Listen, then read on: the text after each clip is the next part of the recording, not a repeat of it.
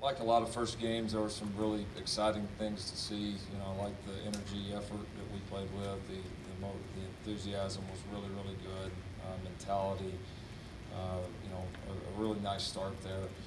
It's never as good as you think it is in a game like that, and the film proved that true. You go back and there's a million things that we got to do better. Coaching wise, players got to do better. Guys are going to have to grow. Very typical for the first game, but obviously a lot of really good stuff too. So I think it was a pretty good start. So I'm excited about that. And like I said, we're not going to be defined by that game. We're going to be defined by how we continue to improve as a team, and if we'll continue to grow, if we can stay healthy, the mentality on this team can continue to develop, then we could have a successful year. So excited for the team and opportunities ahead. Injury-wise, real quick, we expect to get Charleston Rambo back this week, which that'll be a big positive. Came out of the game pretty clean the other day. Austin Kendall, nothing too significant with his lower leg injury. We'll see how he's doing. He's there's nothing just immediate that's gonna just absolutely force him out for a long period of time. But at the same time, there was, it was a pretty solid impact, and so there's mobility, swelling, all those things are going to be an issue. So I don't know if he's going to be able to play or not. It's just going to really depend on how his leg responds to treatment and some of the rest that he's had already. We'll get early in this week, and then we'll see. We'll start repping Tanner Schaefer and Tanner Mordecai, having those two guys ready if Austin's not ready to go. And again, it's a little open-ended. We're going to see how he progresses and hope to have him back soon, but also got to have the other guys ready. Everybody else injury-wise is pretty clean, so expect to have the full group back with the addition of Rambo this week. So obviously, an important non-conference game. Great historical program, a ton of great athletes with the UCLA program, and a game that I know it's exciting to our fan base. It's exciting for our players. I think it'll get the attention of nationally too because of the matchup, and not a very traditional matchup, but another of a kind of long line of really good non-conference games that we've scheduled and had an opportunity to play here. So we're excited about this one. Watching those guys, obviously the impact of Chip Kelly. It's just one game in, but you can see offensively, that you see that they do what he does, and they're going to continue to get better and better at it. They've got some really good players. Obviously they played a couple of quarterbacks the other day. They're transferring from Michigan that played some for them, and then a young kid that came in from Las Vegas that's really athletic. Looks like he's got a chance to be a really good player. So, we'll have to prepare for all those different guys, and obviously, knowing Coach Kelly, his reputation offensively, they're going to continue to challenge you, to play fast, put you in tough situations defensively. So I think it'll be potentially, good news for us in playing, an offensive scheme. Not exactly the same, but has a lot of characteristics of what we saw last week as far as the tempo, creative play designs, and need to handle that well will again be a key this week for us defensively. So looking forward to the challenge. There's a lot of really good athletes when you turn on the tape. They look great on the hoof, and they did a lot of really good things. Played very well defensively in the second half against Cincinnati. You see some big, good-looking guys, especially the outside linebacker, 15. He's a grown man, makes a lot of plays. Very experienced secondary, guys with a lot of starts. Very, very quality players there. So, going to be a great challenge. Great out-of-conference game matchup that we're looking forward to, and so we're looking forward. Again, we got to have another great home crowd. 12 o'clock kick. Everybody gets to sleep an extra hour this week. That's how we'll look at it, as a positive. And so it should be a great atmosphere. Appreciate it last week, and it's got to be even better this week. And we as a team have got to be better. So we'll go to work on it this week and make sure we're ready to do our part. So with that, no questions. How'd your freshman grade out? Any in particular? We played a bunch of them. Perkins played well. Perkins was, I would say, one of the highlights as far as the young guys. Thought he, as much as any of them, just really looked like he belonged from the first snap. got off some blocks, made some plays, was really close to making a couple others, but with not playing just a ton of snaps, he had an impact on the game. Buki did some good things back there, had a few tackles that he's got to finish, but, he plays aggressive and decisive, more than you see from most freshmen for sure. I think off the top of my head. Any others? Drake? Yeah, Drake played well, caught a couple of balls. Kind of played like he has. He missed a few assignments, that he's got to do better on, but, I think you kind of saw what we've been saying. I mean, he tends to make the plays when he's got an opportunity to do it. He's just got to become a more consistent player, but thought he did some nice things for us. I thought the second O-line came in, Creed leading those guys at center. I thought our second O-line came in and did some encouraging things, encouraged by Adrian Ely, Tyrese Robinson, especially those two. I thought they really played well on the right side there with our second offensive line. Braden Willis did some good things. Most of the freshmen were probably about like we thought, some mistakes, but I don't know that we had anybody out there that we came back and after the film said, they're not ready yet or they don't belong. So I thought it was a positive step for our young guys. Deshaun is one of the guys that, one of the freshmen also, can you talk about how he played, but then also if you... I'm sorry, who? Why is it not Deshaun? Oh, yeah, Deshaun White. Yes. His game, but also looking forward with, you're to Addison this week, it seems maybe more possible. Is that right, that maybe Caleb should put back outside? We'll see. We'll see. It's first thing will come down to is the game plan and, what we decide to use personnel-wise defensively against UCLA. And then our linebacker depth is better, no question. It gives us, we played, 4 or 5 guys there inside, played a couple of guys outside. Was happy with the way Deshaun White played for his first game. And again, you saw him moving around. You saw the athleticism. There's a few plays that he didn't make that he will make here pretty quickly. But there was no hesitation in his game and his athleticism. I mean, you see it. It's very noticeable. So, yeah, I think just when you look at our linebacker position as a whole, there's so many more bodies than there were at this time last year. So it does give us, and with that, there's also a lot more experience. And so it does give us the option to maybe have a little more versatility and try to get all the right pieces on the field. How did they look in Jackson? Jack's played pretty good. Mark was steady. It was one of those where there wasn't just a ton of just true drop back passing, so there wasn't a ton of pass rush situations, but he had a few pressures. Thought he played pretty steady. John Michael Terry came in there and did a pretty solid job for us as well. He let one ball get outside of him, but other than that, I thought they were pretty steady. Nothing spectacular, but they certainly didn't hurt us either. I asked you, after the game, when Ryan Jones did his overall ability and just everything that he comes to playing that, it's kind of a hybrid same position where he kind of covers and does everything that linebacker does, but also does what safety does.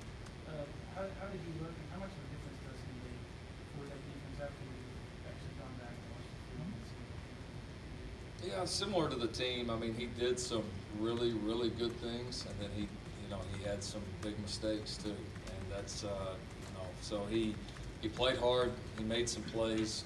There's a few mental mistakes that he's got to clean up, but he's going to. It was his first college game, but you see kind of what we described there after the game, the athleticism. You see the length, and he's, for all, even though he's been out outside backer with us here for a few months, he hasn't done this his entire life. He was almost primarily a receiver, and then played DB some late in his high school career. Came here as a safety, and then we moved him back down. So that whole part is still very new to him, more than most of these other guys, most of these other freshmen that come in. So you see him learning, but you just see kind of those flashes of dominance where you say this guy's got a chance to be a really good player. But it's going to be a process, and he's going to have to build on things he did well and then correct the things he didn't do well. Lincoln, at this time last year, Kenneth Mann wasn't even playing.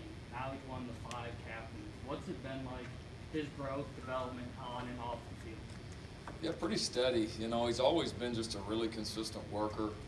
Worked himself, about mid-season on last year into a guy that became a situational player for us defensively, and just it was one of those guys that seemed like every game he's making a big play defensively. And And then he's really grown into certainly more of a leader. I think as last year ended, we started talking to him about the impact that he could have of, getting ready to become a every down player first. And I think he's started to take those steps. There's not as much just maybe one flash play and then not much else. It's more consistent. He's better in the run game than he was. So a better overall player. And then he's got, because of his work ethic, because of the way that he approaches the game, he has an impact on the rest of our group. He's become more vocal. He's the guy they look towards, and he's obviously done enough that his teammates selected him as one of the captains. How does defensive line overall play right now? Yeah, pretty good. I thought our ends, especially, were some of the best players in the game defensively. Monty Bledsoe had a really strong game. Ronnie Perkins, as we mentioned, had a strong game. Tyrese Lott had a strong game. So Kenneth Mann played well. We need our noses to play a little bit better. We had some really good, outstanding individual plays. Neville had a couple of really good plays, but that's a group for us. With having Gallimore, with having Dillon, and then Q Overton, those three guys. We've got some depth. They can keep each other fresh. All three of those guys have played a lot of snaps. That's a position for us that we expect to be dominant. So we need to make a jump at that position. Buzzard was named Big 12 Defensive Player of the Week. He's had a great camp for them at two positions. Both those guys hit 6 times. That position looked like it's a pretty strong position. It is. Buzzy played well. Obviously played well defensively and had the big, recovery off the punt block. So I thought he flew around, made some plays.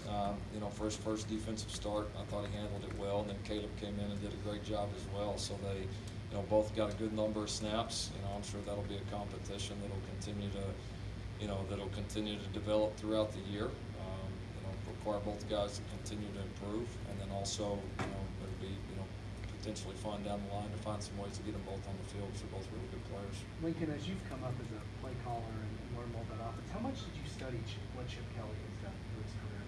Was that someone you looked to, and if so, did you take anything from his system? Yeah, we've studied him some. Just maybe more in how he packages plays. I thought it was pretty creative. I think everybody's taken some things, from what they did from a tempo standpoint. I think everybody's looked at that a little bit.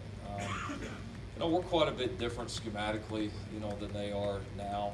But I think maybe some of the principles and some of the packaging was always, eye-popping, and then, I thought they were always very creative too. So you could almost always turn on the film and find something that was maybe a new idea or a new wrinkle that you thought maybe could help or that you could build into your own system. So yeah, there's always somebody that, when they were at Oregon, when those guys were on TV, you were always trying to catch a peek of it or see what they were doing. Lincoln, can you describe for the readers, the fans, whatever, the type of athlete that you're going to step up to this week compared to Florida Atlantic? I mean, they had some high-level Division I transfers, but this is a team full of high-level Division I players. Yeah, the body types are different, certainly, especially when you look around the line of scrimmage. That's the spot that it's the most noticeable. I mean, you're going to, these two outside linebackers were getting ready to play. I mean, both look as good as you can look. They play outside linebacker. I mean, both, long, rocked up, can move. I mean, just, kind of how you draw them up. If they're going to look like that front seven defensively, I know they're very good in the back end, which I think the group last week was too. And then certainly, offensive line, their tight ends, their backs. I mean, it is. You're certainly going to see more athletes on the field, and you're just going to see, just bigger frames, bigger people overall. So, it's always been a program that's, they've always recruited well, regardless of who's been the head coach. They've always had a lot of talent. They've always put a lot of guys in the NFL. So, it's definitely going to be a different looking type team that walks on the field. Obviously, no schematic secrets or anything like that, but how does that change how you approach this game? That doesn't much. I mean, we're going to play against good players, and I think more for us, it's of course you'll have your game plan that best ways you think to approach the game on all three sides. But for us, it's going to come back to we got to make the improvements from week 1 to week 2, and we got to control that as a team, and that'll be our primary focus. What do you think about Tyler's play? He was good. He was good. I thought he played really well. I thought he handled the situation. probably more than anything, proud of his patience. And that he played within himself, he played within the offense. And that's what he's been doing. I wasn't surprised by it, but sometimes, you know, a guy like this, and even though it wasn't his first start, in a way it was his first start, you know, of being the guy. And so I thought he handled it well, you know, was patient, read it well, threw it well. A couple times that we had something break down, he made things happen, but made good decisions within those situations too. So I thought it was a really good first start for him. What did you think of TJ Pledger? The scramble just before the first touchdown. What did you think going back and looking at that play on film? And also, do you get a sense of what that does to the defense when a quarterback does something like that? Yeah, it made him tired too. It probably made the defense tired as well. Yeah, we busted an assignment on that led to it, and yeah, he handled it well. You know, he's got unique ability, and some guys when they start to reverse field like that, you wouldn't be real happy with. But I mean, he's just kind of got the ability to get around it. Had he not stumbled, he might have taken it the whole way. And so,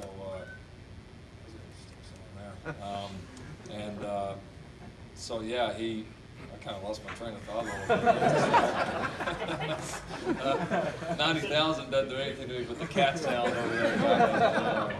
So, but no, yeah, it does. It is demoralizing, you know, because it's one of those plays where, you know, if you're Florida Atlantic, you're saying, you know, they're moving it pretty good. We had something, you know, perfect where we had a guy dead to rights and they gained 12 or 15 yards off of it. I mean, no doubt, it hurts them, and you know, and then we're able to pop the next one the very next play. Lincoln, what does it say about your running back group? You get 5 touchdowns on 4 different backs. Yeah, it's, you know, it was a start we were hoping for. You know, we wanted to be able to play those guys. We wanted to be able to keep guys fresh, you know, and be able to continue to throw fresh backs at them like we, you know, hope that we can do throughout the season here. And I was really proud of the 2 young guys, you know, the way they came in and played in their first game action. You know, TJ ran really hard. Was a little impatient at times, which he's going to get better with that, you know, especially his early carries, but then he settled in and really ripped off some nice runs, was physical, did a nice job pass pro, and then, you know, Kenny Brooks, of course, busted the long run, you know, I think I would have scored on that one, so that's when you know it was well blocked, but he had another really nice run there on their sideline that he made a little bit something happen too, so I think it was a good confidence builder for those guys, and certainly, you know, it's important to have that many backs, like we said. Coach Kelly installing a new offense at UCLA. What were your biggest challenges when you did install East Carolina? Getting them to believe in it. You know, they figure out the scheme stuff. I mean, probably the small nuances of the scheme is part of it, but yeah, I think just building confidence, you know, and I think it's one of those things that you have to. I know in my experience, it takes some success to do that.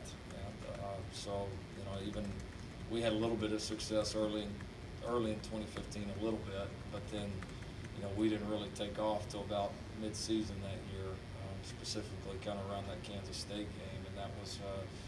So I do think there's a little bit of a breakthrough that's got to happen mentally. You know, he's done it more than me. He would know better than me, but I think. I think until they really believe in it, it's tough to be great. At least it has been in my experience. When people think about the spread in the early days, they thought, you know, pass, running with the second ball. In Oklahoma, obviously, you run with the ball. Has the offense evolved, or do you have more running, or do you just more better players instead of taking that offense? Talk about how the running game is now a big part of the spread. Sure. Yeah. No, we have exponentially more run game than anywhere I've ever been. I mean, we probably have more run game than anybody in the country right now. I mean, we do a lot of stuff, you know, we do, but we got guys that can do it. We got guys that understand it. You know, we got a staff, you know, that's on the same page offensively. So we are, you know, when we're clicking, we're able to keep people off balance because of that versatility, and again, I think the key for it is our players right now can handle it, you know, and I think that's where continuity comes into play, having linemen that have played for a while, having some experienced backs, And then again, I just keep going back to being able to keep this staff together as many years as we have, despite some of the success we've had offensively. It's a credit to to Joe and his group of being able to being able to help keep these guys around. I think they enjoy what they're doing here, getting to work at a place like this, and it's certainly, I think, made a difference for us, offensively and specifically in the run game. I think in a perfect world, every quarterback you sign would stay 4 or 5 years, and you'd have a depth chart, and not just as deep, it was had some experience to it, even if it was starting every year. Quarterback got nicked up, maybe easier for you to sleep at night, no matter where it was. But that doesn't, is that realistic anymore? No. Especially at that position. Not really. It's not. It's different.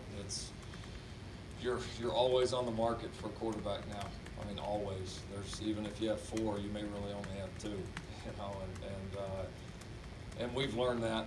We went through that obviously the first year, and we've had to be smart about taking care of our guys. I know, especially that first year after all those guys left. But that's just the world we live in. I mean, you see it all over the place. Guys not winning jobs, and leaving, transferring out, teams losing 2 or 3 guys at a time, especially after competitions, happens.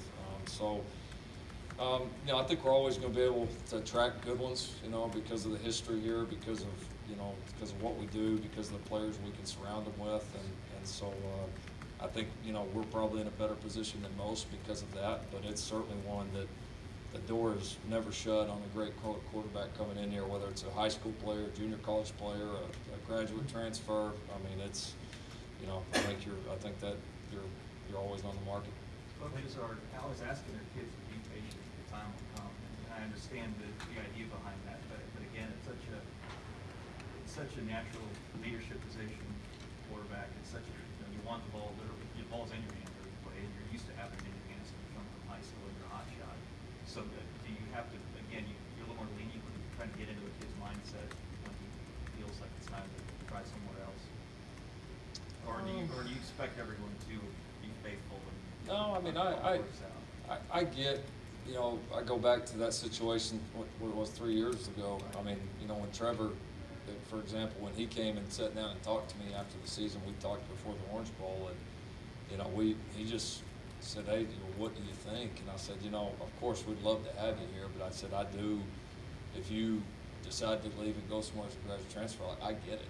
Like, I would fully support that, and it just comes down at the end of the day to what you want, because I can sit there and talk them into whatever, or try to, but if deep down they really don't want to be here and they want to try somewhere else, that's probably what they should go do.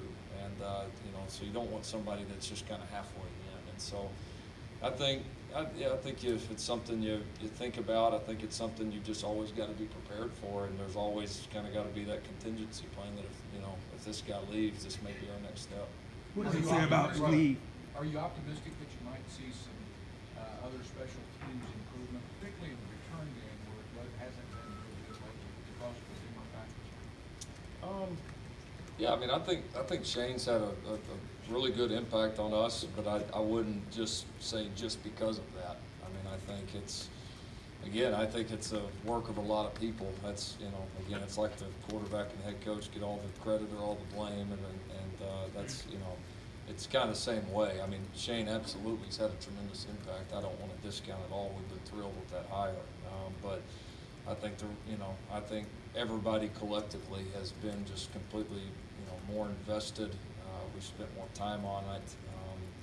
There's just a total increase in the emphasis on special teams right now, and so I think that play the other day was a part of that. Shane is certainly a part of that. Coach Boulware is a part of it.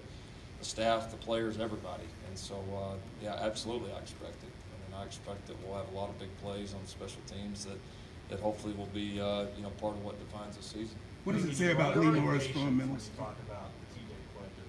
Is that one of the hardest things to get young players to learn? Patience. I think we saw Ronnie Burke. Yeah, it is, because sometimes they get in that game, especially that first one, and they think it's all just go hard, go fast all the time, and I think once they really get confident in the schemes that, hey, what I've done in practice actually does work here, and they really can just kind of settle in and catch their breath and get their feet back on the ground, and then they can do that. And TJ did it some there towards the end of the game. He had some much more patient runs at the end than he did in the beginning. But that's, I would say, very common for any position.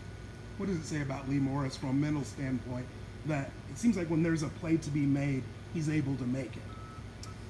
Yeah, the guy's just really, he's worked his tail off the whole time since he's been here. He's very consistent day in and day out. And then when his opportunities have come, whether it's, in some mop-up time against UTEP last year, or it's on, one of the biggest stages in college football in the Ohio State game, or obviously some critical plays for us the other day, the moment's never been too big for him. And I think he just has a lot of confidence in himself, as he should, because of the way he has just consistently worked and prepared over the last 3 years. And so he's got a lot of confidence in himself, and we certainly have a lot of confidence in him as a staff right now. Are you familiar with his recruiting story and why he didn't get a lot of offers, or the offers that he wanted? Yeah, I'm pretty familiar, because we, as much as we can without him becoming a recruited walk-on, but we actively pursued him and worked hard at it within those regulations. And we were shocked, honestly, coming out of Allen. Here you got one of the most highly recruited schools in the country. With all the other players they had here. He was a little bit of a late bloomer in high school, which, there's a lot of guys like that with recruiting happening so early that do fall through the cracks, and he was one of those guys. He had a tremendous senior year, and we were in contact with those guys, and it just, one conversation kind of led to another, and we were shocked he didn't have more options. He had some options, but we were shocked that, he didn't have more and more bigger options than what he had, and it's obviously worked out, I think great for everybody. He's been a big part of us for sure. What do you guys say about your offense that a player like C.D. Lamb only gets a handful of looks during the game while he's out there? You guys still score at such high efficiency. Yeah, it was kind of just one of those games. We only played the starters, really there the first half, and it was one of those, that we hit so many big ones, that there wasn't a lot of 10, 12 play drives. There just wasn't a lot of plays overall. I think we were in the 60s there plays. You take out the 3 victory snaps at the end, we were probably right about 60 plays, which is not very many. So, yeah, some games are going to go like that. Some games guys get there, some games they don't. I think they, all have enough confidence in what we're doing. Even a guy like CD that, that I think is going to have a great year, that, those big games are going to come. You just got to keep doing your job, and those opportunities will show up for everybody. What do you see from him in the return game? He got a chance to field quite a few punts and get some experience there in the return. Yeah, I thought he did a great job fielding them. Thought we could have been a little bit better, carrying the ball, honestly. Got pretty high expectations for him carrying the ball. I thought at times it was, maybe it was almost maybe a little too patient. Sometimes you just got to go. And I thought we gave him a little bit of air on the punt return team. We blocked him at times and had some yardage. I know he was maybe trying to hit the big one every time, or one of those where he probably could have been, more consistently getting us, 10, 15 yards at a pop. So, but he's a good natural runner with the ball, and I think he'll. But proud of the way that he fielded, and I think he's taken some steps there for sure. How much can you share at the end of the game, Chris Roberts, you guys had an embrace, got it dismissed from the team years ago. How much can you share to conversate what that was about, what he said? Yeah, he didn't say much. I'd probably keep it between us, just with the circumstance and all that. I think, I've talked a lot about my real respect for him and being a fan of his going forward. So, but I would probably leave what we said between us. And this is your marquee opponent on a non-conference schedule. Can you talk about future years and how much you and Gil work together on planning those future schedules? Yeah, it's been great. It's the ones we're looking at now are well down the line. Hopefully they haven't ran me off out of here before we get to them. But yeah, it's fun to look at those. To think ahead. You don't always know what people are going to be, in 5-10 years. So you just kind of do your best, and there's also the fan aspect of that too. Bringing marquee games here has been kind of a hallmark of this program, and something that we want to continue. So it's been great working with Joe, with Kenny, with our entire administrative group. They've got a good plan that we're very much in line with, and we love playing these games like this. Absolutely. realizing that you might like to break your own news when you give a walk-on a scholarship with a YouTube video or something like that, do you have one to give to Lee Morris? Should we expect you to surprise us, or maybe not surprise us anytime I can't believe soon? I didn't get asked this sooner. I can't either. Yeah. Yeah. No, there's a lot that goes into it. You know, the casual fan or somebody out there is, you know, you sit there first, and then you know, there's number issues, which is always, it's never as clear cut as it seems, because your numbers basically change weekly, if not daily, depending on where the recruiting class is, guys that you have leaving, projecting the future, where your needs are. I mean, it would be a little difficult to explain the whole thing, but it's a moving target. I mean, he's a guy that we always have a list of guys that, hey, when we feel like that we can do it, that, you know, that are on that list, and he's certainly at or near the top of that list for us, no doubt. So, I mean, I think one of those things, it's probably a matter of time. You know, I'd love to have had him on even before this, but as much as you want to make sure it's right for the kid, which that's a huge part of it, but it's also got to line and be right for the program too. And so those are the two things. Once we get those in line, then that's when we make decisions. I think you knew that your dad and all this stuff. Right. We did. We learned about it, you know, kind of as we started to get to know him coming out of Allen, you know, in the lineage there. And so I think there was a comfort factor there. And that's really kind of what got the door open in the first place. Have you had much interaction with Chip Kelly? I don't think I've ever met him. I don't think so. I don't think we've ever met. So, no, zero. Lincoln, Did these early kickoffs affect what you want to do recruiting-wise? Yes. In what Yes. way? Well, we got a kid coming in this weekend that's got to get in a car to go to the airport at 2 a.m., which stinks, you know. So, I mean, I don't like them at all. I get you're going to have some. I mean, we all, you know, nobody's going to get what they want every single time, but it's not right, especially to have 3 in a row. It shouldn't happen, but it did, and we got to deal with it. So, you know, we'll work around it. We had a great weekend with our guys that were in this last week. We made it work, and we will find a way to make it work again. Is Creed Humphrey being left and then an issue catching the ball? You know, you hear about passes being caught by left-handers. You know, it is a little, not necessarily the shotgun, a little bit under center. It's a little bit different, you know, angle coming in there. But we've tuned our guys in enough of getting snaps from both guys that it's not an issue for us now. It was early in spring, it was, and even last season as we practiced him some, it was. But our guys are pretty settled in with it now. Lee, Miles, Drake, Nick, have you been able to put finger on why walk-ons having so much success in the program right now? No, it's been great. We were actually talking about that in our staff meeting this morning. You know, just continuing to bring in great walk-ons. It's something we believe in a lot.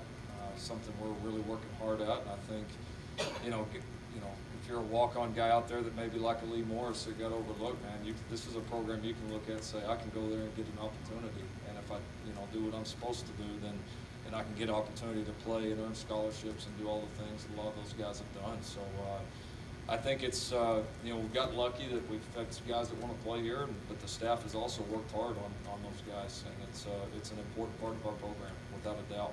Lincoln, did you happen to catch Coach Leach's new play, new formation? I did. Are you familiar with the big gulp? I'm not. I am.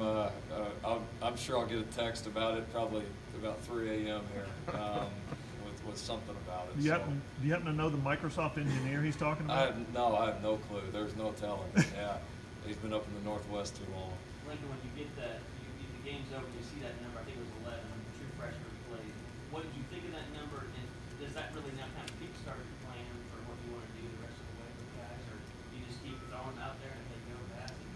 Yeah, I think it gives you something to start. You know, we've already had some initial conversations about, you know, the impact of the first one and looking ahead at the second one. But I think for us, it's going to be a little more week to week. You know, managing what guys you think can come make impacts right now, or are there some guys that you feel like, you know, the 4-game deal is still in play and we need to keep that in mind. So we're trying to classify guys and trying to, like I said, just be as organized as we can on it right now. What's the status of PYT, Turner, freshman? Yeah. Who's Melvin? Yeah, he had a lower body injury last week during practice. Was a guy that, well, we expected to play quite a bit for us, both defensively and special teams wise. So similar to Austin's in that we'll see how he responds to treatment. I don't know that I expect him back this week. Probably not this week, but you know, a guy that we hope to get back here soon because he was really playing well. We really like what we have with him and what we've seen on the practice field up to this point. About Drake Stoops, can you maybe go into what are some of the qualities he must have to be able to come in and play immediately, but yet aren't qualities that might have jumped off the screen for other college coaches, making him as big a recruit as he might have been? Yeah, the qualities that we've seen are about exactly what we expected. I mean, I thought he was a scholarship caliber player coming in here. I mean, I really thought we were, in a lot of ways, getting a steal. I mean, absolutely. I mean, I turned on the film, and there's no stop I've been at that I wouldn't have offered him. Our staff all felt the same way. Why did he get overlooked? You know, the typical answer for those guys. You know, he's not 6'4", and he's not a 4'3" guy. I mean, and that's just, it is what it is. And so there's a long history of guys like him that have been overlooked that have become outstanding, both college players and NFL players. He's got a long road ahead of him, but he's competitive. He catches the ball very well, has a knack for making plays. He's smart. He's going to continue to get better and better, and he'll continue to improve physically. So he's got a bright future here. Why didn't you offer him a scholarship? Because you didn't need one, and you figured you'd get him anyway? No, not really. We honestly we had some guys offered earlier and filled up at that position. And had we not been filled up, we probably would have offered him there at the end. We probably would have. Do you think that his last name has something to do with other programs not offering, just kind of figuring maybe he's going to go to Oklahoma no matter what? Or? I don't know. It's interesting. If I was another program with his last name, that would make me more likely to offer him. I mean, one thing you always say is, man, it's tough to beat coaches' kids. They've been around the game all their lives. They know it. There's often a toughness and a competitiveness with those guys that you can, not that you don't get it with others, but you can take it to the bank more often with coaches' kids. And so, no, I guess part of me surprised he didn't get more offers, but part of me, people are always scared if guys don't have perfect intangibles, so I guess part of me's not surprised. So, no, I'm glad we got it. It probably, his last name here, I've even told Drake this, probably hurt his chances here, just for me, and it's not fair, but I was probably a harder judge on him of, wanting to, because of his dad's time here and all that, I was maybe even more patient in recruiting him. We were because of that, and not that we were right. We believed in him as a player, but there's some challenges that come with that too. I mean, no doubt. I mean, just the amount of pressure on the kid or all the eyes on him, and so I guess at the end I really wanted it, for me, I wanted it to be something that he absolutely wanted to do, and I knew if he did that he would come make it work, and so far he's done a tremendous job. Have you had a chance to talk to Drake's dad since Saturday? Yeah, I talked to him after the game. They were excited about the way the team played, excited. A lot like any other parents, that just excited to see their kid out there, for the first time, and they'd be able to catch some balls. I mean, they were thrilled and excited for everybody. How did you feel when Herbie called you by far the best offensive coach in college football? Oh, what does Saban say? Rat poison. That's a nice compliment. I mean, we've had a lot of really good players here. I've talked again about our staff, and I think the staff that we have offensively is the best in college football. I do, and I think we've worked well together, and we've had players who've been bought in. So hopefully we can keep scoring some points. Last question. You only one game in, but the past 2 years you guys have some really high recruiting classes as far as rankings goes. Can you kind of quantify what those 2 classes is kind of meant to the program? Can you look out on the board and see like 2017, 2018, things like that? And not only playing, contributing, which you really like. Yeah, I think it's important. I mean, I think it shows the value of being able to stack up those recruiting classes. I mean, I think, you know, one great one here and there doesn't make you. You know, you've got to be able to do it year in and year out. And so, and I think it shows the guys in the future that, you know, you come here and work hard and do well, you're going to have opportunities to play early in your career here. You know, here it's not about seniority. You know, we respect, of course, our older guys and the guys that have produced, but you know, here it's what have you done for this program lately, coaches and players. That's the only way you get better. So people are going to have opportunities to come here, and we're going to do everything we can to continue to stack recruiting classes on the you know, really solid ones we had in 17 and 18.